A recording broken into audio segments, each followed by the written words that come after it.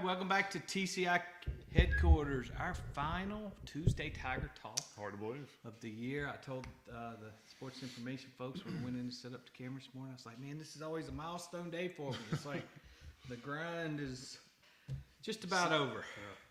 We still got, obviously, a big game Saturday, ACC Championship. Davis and I will be there. Bart will be there. Madison will be there with us, so we'll have all that covered for you this weekend. Head up there Friday and cover the press conference and the walkthrough, and hopefully a championship celebration late Saturday night. Very late.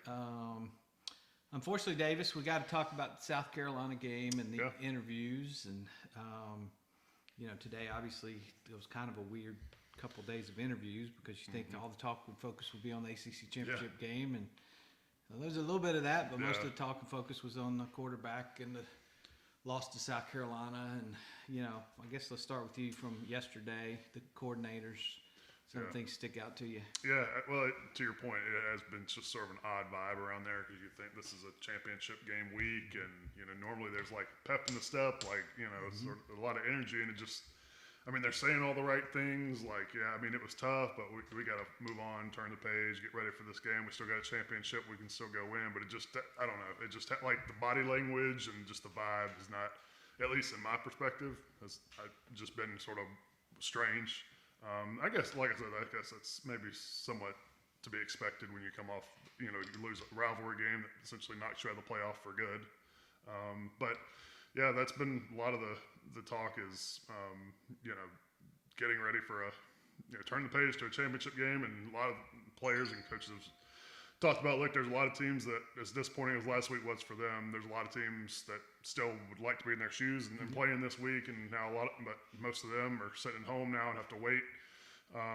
That's sort of what Blake Miller said, the freshman offensive lineman, was that there's a lot of teams that are just sitting at home and have to sort of wallow in their last loss, and wait for a month to find out who they're going to play in their bowl game. Clemson sort of gets a chance to go redeem themselves, to use his words. But yeah, so that's been a talking point. And then obviously the quarterback situation. DJ coming off his worst performance of the season, 8 completions, 27%. It wasn't DJ's fault, though. Yeah, never is usually.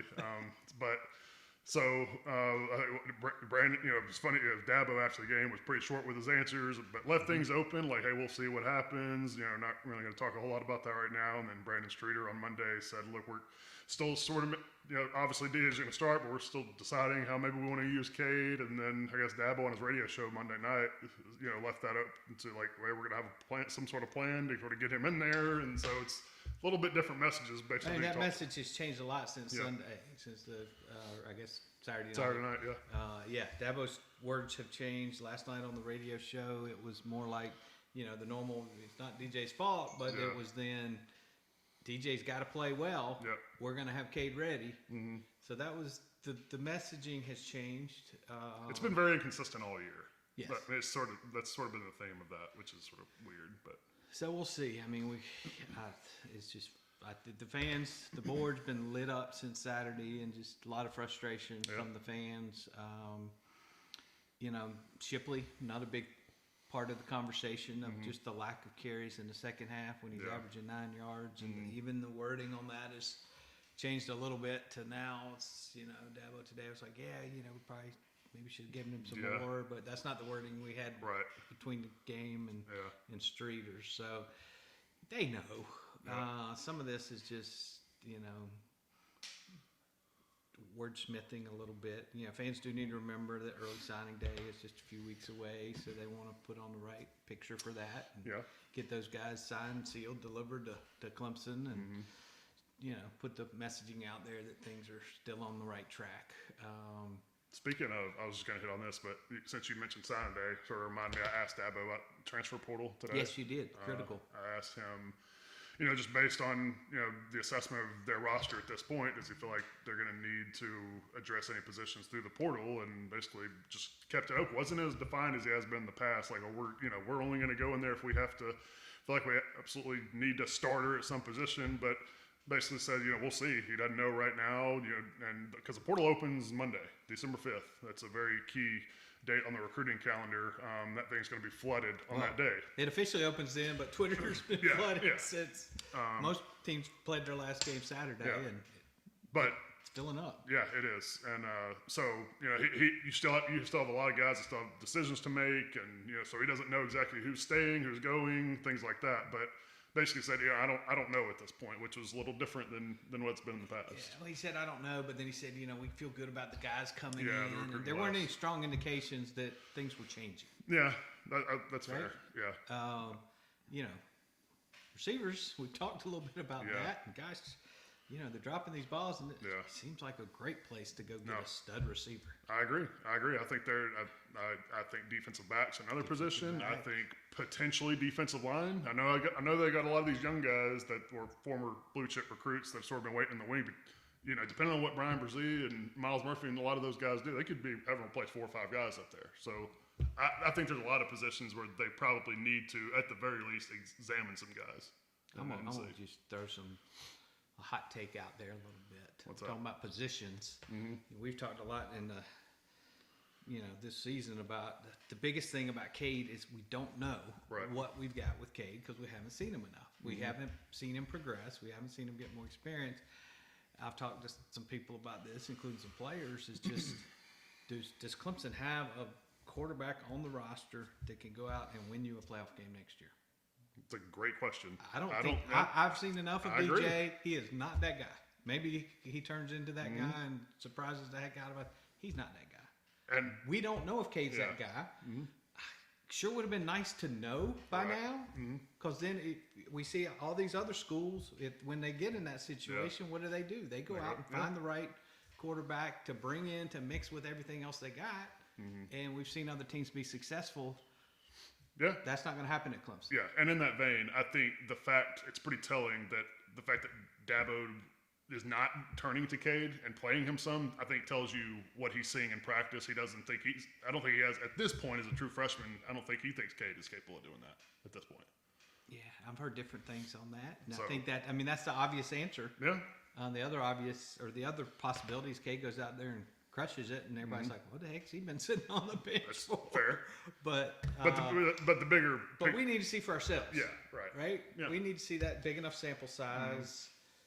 But to your point, though, you know what DJ is at this point, and we sort of talked about this earlier in the week, is that if like DJ were to declare early or transfer or something like that, you still have a couple of first-year quarterbacks because you got another 5-star coming in, but he's going to be a true freshman. You got a couple of really young guys back there that and obviously Hunter Johnson's leaving, but he hadn't played at all anyway. So, if something happens with DJ where he's not on your roster next year, you're very young at that position. We don't know that answer. We just finished week 12. Yeah. We should know that answer with what we've got on the roster. Yeah. And we don't. But anyway, a lot of other good pieces out there coming back next season. So I think the pieces are there to have a really good team if we can get the quarterback situation resolved. Player-wise, I know we heard from Rook yesterday. He basically said what you'd expect him to say. Yeah. We don't expect, he doesn't know yet on the decision to come back. We had some stuff in the Insider last night, a little bit about that. I do think there's a good chance he comes back, but he has not made his decision. That would be a big win for Clemson. Brian Brzee is having a tough decision, deciding what to do. So his decision has not been made either. So all of a sudden, that roster could look decent next year. Gosh, we've seen these linebackers blow up. Simpson's going to be gone, but the other guys, Trotter and Carter and Wade Woodaz, and pieces there, but you need a passing game. Yep. And that includes a quarterback, and that includes the receivers. Yes, absolutely. And I don't know. But any other players? I know they talked a little bit. They had Will Shipley and KJ there to talk about the endowment they're starting. Yeah, that was interesting because they're going to be putting their own money into that. And so basically, which is going to go back to the Paul Journey, basically like scholarship initiative, and to some women's sports, which was, that's a big deal. When you have a couple of current student athletes, it's not like these guys have been out college for 10 years making their own money and giving it back. They're still in college doing this and giving their own money back at a very young age in their life, a young point in their life. So pretty important. Tremendous. Yeah. And the way they talked about it today, it's not a one-time, hey, we're starting this thing. It's, hey, it's going to be a lifetime mission. So those guys are going to go off and make some money now. Yeah. And, Shipley in a couple years in the NFL, KJ will be making some money next year in the NFL. So my expectation is those guys will funnel some of that back into their endowment, which Yeah. is amazing. Anything else you want to touch on from the players? Not anything off the top of my head. I mean, Jordan McFadden won the Jacobs blocking trophy as the ACC's best lineman. It was funny because he was asked, is that something you like strive to achieve? Even as a true freshman, you think about winning something like that. And he's like, yeah, I think about it every once in a while. I mean, I don't know if that's like at the top of his to-do list or anything, but it was interesting to hear him talk about that. And it goes back to the point of I think you were making earlier, just about the offensive line being better. I mean, he's been at the top of that list, and I think that line's been a lot better, which just makes it even more odd that they've been able to block so well in the running game, being so effective, yet not be able to take advantage of that within the passing game with all the issues they have. 100%, and he's been playing hurt for sounds like about 5 games at least, and not even practicing much during the week. So, what a heck of a senior year performance for him. Yeah. All right, guys, that's our review of the interviews the last 2 days. We're going to flush the South Carolina game now. We're going to move on to ACC Championship, and hopefully things go well this weekend. That'll change the taste a little bit. Obviously, you can't ever get the taste of losing to South Carolina out, but certainly would be a well-needed win and get the vibes changing a little bit around here. But we'll have everything covered for you this week, all week long. And this is BT Potter. Make sure to check out the Clemson Insider's most complete football coverage. Nobody does it better.